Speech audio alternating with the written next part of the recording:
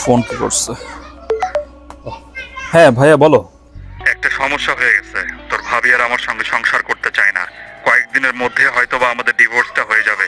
কেন ভাইয়া, হঠাৎ করে এমন কি হলো? ফোনে তো এত কিছু বলতে পারবো না, সামনাসামনি দেখা করে তোকে পুরোটা বুঝাই বলতেছি, ঠিক আছে? আচ্ছা ঠিক আছে ভাইয়া, ওকে।